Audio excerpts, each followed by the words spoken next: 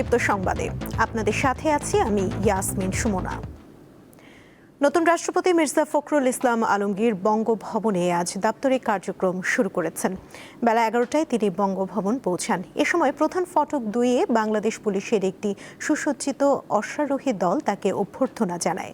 পরে বাংলাদেশ সেনাবাহিনীর president guard regiment PGR এর একটি সুসজ্জিত চৌকস দল রাষ্ট্রপতিকে ক্রেডেনশিয়াল মাঠে গার্ড অফ অনার প্রদান করে। এরপর বঙ্গভবনের অক্টাগোনালে রাষ্ট্রপতির সামরিক সচিব মেজর জেনারেল ASM বাহাউদ্দিন ও অন্যান্য কর্মকর্তা নতুন রাষ্ট্রপতিকে ফুল দিয়ে স্বাগত জানান। বঙ্গভবনে অফিস শুরুর প্রথম দিনে রাষ্ট্রপতি মির্জা ফখরুল ইসলাম আলমগীর তার অফিস কক্ষে অবস্থান করে দাপ্তরিক নথিপত্রে স্বাক্ষর করেন।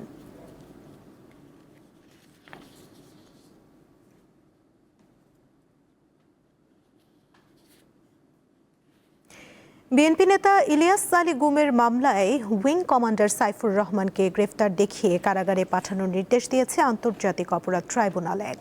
সকাল 9টার দিকে তাকে আদালতে হাজির করা হয়। 9 আগস্ট আন্তর্জাতিক অপরাধ ট্রাইব্যুনাল 1 সাইফুর রহমানের বিরুদ্ধে গ্রেফতারি পরোয়ানা জারি করে এবং 20 আগস্ট তাকে ট্রাইব্যুনালে হাজির করার নির্দেশ দেয়। এরই ধারাবাহিকতায় সাইফুর রহমানকে হাজির করা হয়েছে। 2012 সালের 17 এপ্রিল গভীর রাতে রাজধানীর বনানী থেকে নিখোঁজ হন বিএনপি নেতা ইলিয়াস আলী। আজও তার সন্ধান মেলেনি।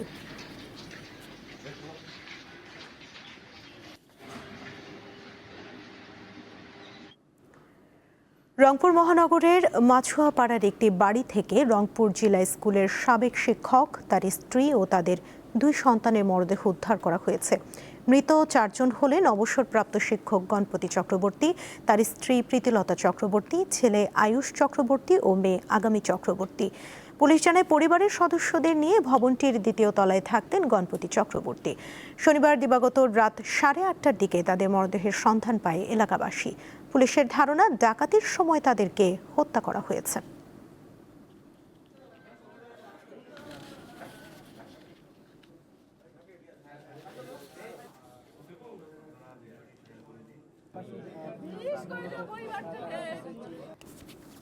এটা পরীক্ষা নিরীক্ষা করে বলা যাবে কতদিন আগের, তবে আপাত দৃষ্টিতে মনে হচ্ছে ডিকম্পোজিশন দেখে মনে হয় 3-4 দিন আগের। আপাত দৃষ্টিতে আমি যেটা পেলাম এখানে তাদের বৈদ্যুতিক সংযোগটা বিচ্ছিন্ন এবং পারিপার্শ্বিকতা ভিতরের যে অবস্থা তাতে আমার মনে হয়েছে, প্রাথমিকভাবে আমি মনে করছি এটা ডাকাতির ঘটনা। মাস শেষে বেতন মাত্র 1200 টাকা।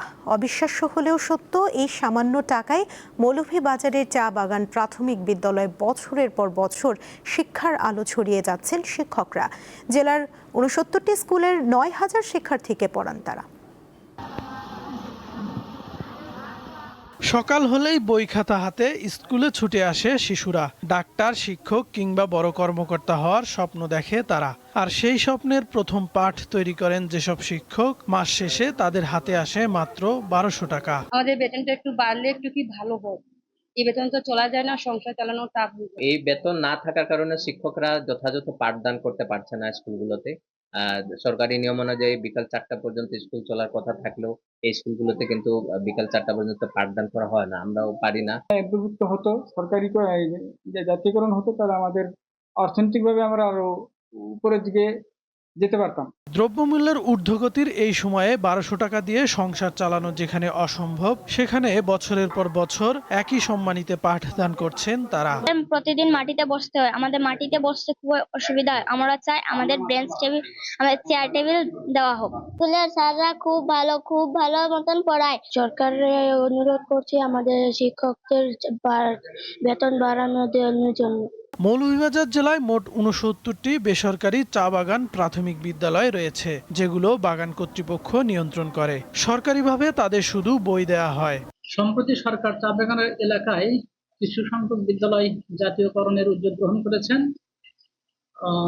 হয়তো খুব তাড়াতাড়ি আমরা এর সুফল দেখতে পাবো। টিচারদের সহযোগিতার জন্য আপনাদের যদি কোনো প্রস্তাব থাকে আমাদের কাছে সংশ্লিষ্ট চ্যানেলের মাধ্যমে পাঠাবেন। ইনশাআল্লাহ আমরা যত ধরনের সহযোগিতা করা সম্ভব আমাদের সীমাবদ্ধতার ভিতরে সব সহযোগিতা করার জন্য আমরা প্রস্তুত আছি। চা বাগানের এসব শিক্ষক চান না করুণা, চান শ্রমের ন্যায্য মূল্য ও সম্মানজনক বেতন। যারা প্রজন্মের পর প্রজন্মকে শিক্ষার আলো দেখাচ্ছেন, তাদের জীবনে আলো কবে পৌঁছাবে? কাউসার আহমেদ, দীপ্ত, বার্তাকক্ষ। গ্যাস ও বিদ্যুৎ সংকটে দেশের বিভিন্ন কলকারখানায় উৎপাদন ব্যাহত হচ্ছে। পর্যাপ্ত গ্যাসের অভাবে এরই মধ্যে বেশ কিছু প্রতিষ্ঠান বন্ধ হয়ে গেছে। বিকেএমইএ সভাপতি মোহাম্মদ হাতিম গতকাল বলেছেন, গ্যাসের অভাবে সারা দেশে ৩ শতাধিক কারখানা আংশিক বা পুরোপুরি বন্ধ হয়ে গেছে। এর প্রভাব পড়ছে রপ্তানিতে। এরই মধ্যে রপ্তানি শতকরা 40% থেকে 50% ক্ষতিগ্রস্ত হয়েছে বলে দাবি করেন তিনি। সিএনজি ফিলিং স্টেশন ও বাসাবাড়িতেও মিলছে না প্রত্যাশিত গ্যাস।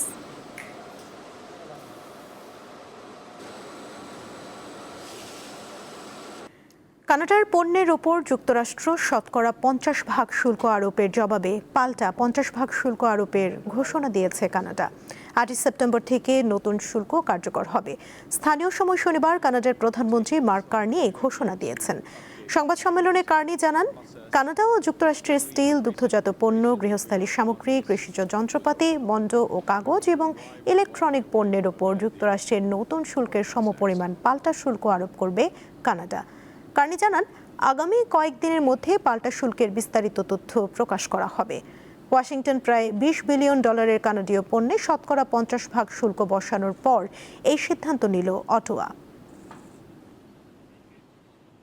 বঙ্গোপসাগরের ওড়িশা উপকূলে 24 জন নাবিক সহ পানামার পতাকাবাহী একটি জাহাজ ডুবে গেছে। তাদের মধ্যে চীন, মিয়ানমার ও বাংলাদেশের নাগরিক রয়েছে। ভারতীয় গণমাধ্যম জানিয়েছে 1700 টন লৌহ আকরিক নিয়ে এমভি ওশান উইনার নামের জাহাজটি ওড়িশার পারাদ্বীপ থেকে সিঙ্গাপুরের উদ্দেশ্যে রওনা হয়। স্থানীয় সময় শনিবার দুপুরে পারাদ্বীপ বন্দর থেকে প্রায় 240 নটিক্যাল মাইল দূরে বাল্ক ক্যারিয়ার জাহাজটি ডুবে যায়। 24 জন ক্রুর মধ্যে 20 জন চীন, 3 জন মিয়ানমার এবং 1 জন বাংলাদেশের নাগরিক। জাহাজটি ডুবে যাওয়ার পর ভারতীয় কোস্টগার্ড ও নৌবাহিনী যৌথভাবে উদ্ধার অভিযান শুরু করেছে। এখনও নিখোঁজ রয়েছে 22 জন।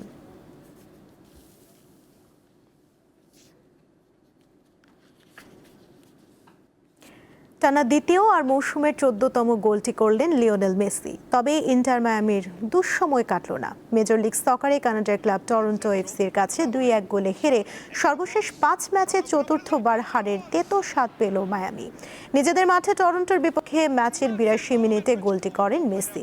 ক্লাব ও জাতীয় দল মিলিয়ে চলতি বছর এটি মেসির 27তম গোল, ক্যারিয়ারের 923তম।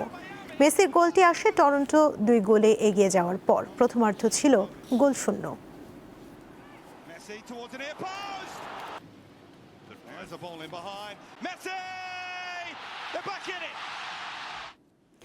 স্প্যানিশ ফুটবল লিগ লা লিগায় মৌসুমের প্রথম ম্যাচ জয় দিয়েই শুরু করেছে রিয়াল মাদ্রিদ। এসপিয়ানিওলকে 2-1 গোলে হারিয়েছে তারা। প্রতিপক্ষের মাঠের শুরুতেই এগিয়ে যায় স্প্যানিশ জায়ান্টরা। খেলার 9 মিনিটে দলকে লিড এনে দেন বেলিংহাম। 30 মিনিটে আলেক্স ক্যালট্রাভা তোরাডো গোল করলে 1-1 সমতায় ফিরে এসপানিওল। খেলা গড়া ছিল ড্রয়ের দিকে। শেষ মুহূর্তে কার্লোস এসপি গোল করলে জয় নিশ্চিত হয় রিয়ালের।